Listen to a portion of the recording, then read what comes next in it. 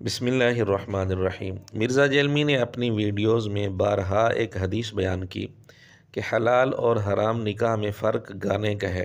حالانکہ حدیث میں گانے کا لفظ نہیں تھا، صوت کا لفظ تھا جس کا معنی ہے آواز، اور اس کا مقصد یہ ہے کہ نکاح کی تشہیر کی جائے، اعلان کیا جائے، لوگوں کے سامنے اس کا چرچا کیا جائے۔ لیکن مرزے نے جب بھی حدیث بیان کی اسی طرح بیان کی کہ حلال اور حرام نکاح میں فرق گانے کا ہے۔ ابن ماجہ میں تو یہاں تک آیا کہ حلال اور حرام نکاح میں فرق ہے جس میں گانا ہو، گانے میں بھی کوئی اختلاف نہیں۔ ترمذی اور ابن ماجہ میں حدیث ہے کہ حلال نکاح اور حرام نکاح میں فرق گانے کا ہے، جہاں پر گانا ہو وہ نکاح حلال ہے کیونکہ وہ اناؤنسمنٹ ہے۔ اور ترمذی میں ابن ماجہ میں حدیث ہے کہ حلال اور حرام نکاح میں گانے کا فرق ہے، جس میں گانا ہو وہ نکاح حلال ہے، جس میں نہ وہ حرام ہے۔ اصل جو جامع ترمذی میں، سنن ابن ماجہ میں یہاں تک حدیث ہے کہ حلال اور حرام نکاح میں فرق گانے کا ہے، گانے کے ذریعے اناؤنسمنٹ۔ اب ہوا یہ کہ مرزے نے خود اپنی اکیڈمی میں ایک نکاح پڑھایا اور اس میں گانا نہیں تھا۔ اس پر ہم نے گرفت کی، کلپ بنایا کہ یہ نکاح تو پھر حرام ہوا۔ جو مفہوم مرزا حدیث کا بیان کر رہا ہے، اگر حدیث کا واقعی یہی مفہوم ہے تو مرزے نے حرام نکاح پڑھایا ہے۔ تو یہی سوال پھر مرزے سے کسی نے کیا، مرزے نے جو اس کا جواب دیا آپ وہ غور سے سن لیں۔ اشعری بھائی، آپ ایک یہ اعتراض ہے، یہ میرا بھی اعتراض ہے کہ آپ نے ایک حدیث پیش کی ہے کہ جو حلال اور حرام نکاح میں فرق گانے کا ہے۔ تو ابھی آپ نے کچھ دن پہلے ایک نکاح پڑھایا ہے، تو وہاں پہ تو گانا کوئی نہیں تھا، کیا آپ نے وہ حرام نکاح پڑھایا ہے؟ اور یہاں تک کہ ہم نے بھی ساری زندگی اور صحابہ کے کئی نکاح ایسے ہیں جن میں گانا نہیں ہے، اور رسول اللہ کے نکاح میں کیا گانا تھا؟ تو کیا سارے نکاح فرق ہو گئے ہیں؟ نہیں، اس طرح نہیں ہے۔ دیکھیں وہ حدیث جو ہے نا ابن ماجہ میں، جامع ترمذی میں ہے، جو میں نے بیان کی تھی کہ نبی الاسلام نے فرمایا کہ حلال اور حرام نکاح میں فرق گانا ہے، اور اس کے ساتھ میں نے ذکر کیا تھا یہ اناؤنسمنٹ کے لیے ہوتا ہے۔ حدیث کے پورے الفاظ ہیں گانا یا آواز کے ذریعے اناؤنسمنٹ۔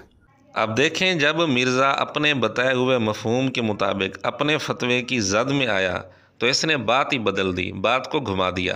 کہتے ہیں حدیث میں پورے الفاظ یہ ہیں کہ گانا یا آواز، حالانکہ حدیث میں جو الفاظ ہیں وہ ہیں فصل ما بین الحلال والحرام الدف والصوت فی النکاح۔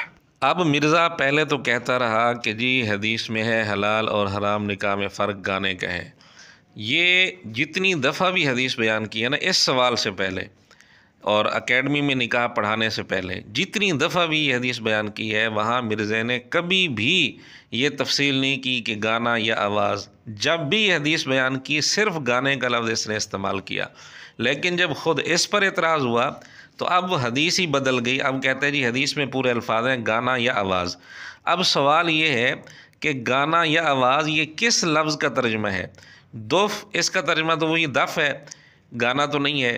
اور صوت سے مراد اگر گانا لیا جائے تو پھر صرف گانے کا ترجمہ ہوگا، آواز کا ساتھ ترجمہ نہیں ہوگا، اور اگر آواز اس کا ترجمہ کیا جائے تو پھر گانے کا ذکر نہیں ہوگا۔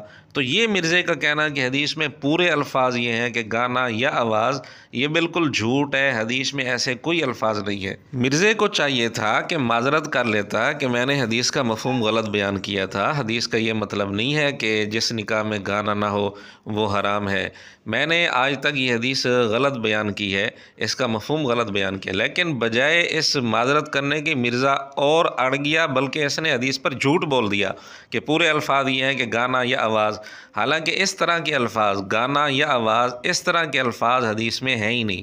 حدیث میں اصل لفظ صوت ہے، اور صوت کا معنی آواز ہے۔ آواز سے مقصود یہ ہے کہ اعلان کیا جائے، تشہیر کی جائے، بس گانے کا لفظ تھا ہی نہیں حدیث میں۔ حاصل یہ ہے کہ مرزا اپنی اکیڈمی میں نکاح پڑھانے سے پہلے بھی جھوٹ بولتا رہا، گانے کا لفظ بار بار بول کر، حالانکہ لفظ صوت تھا۔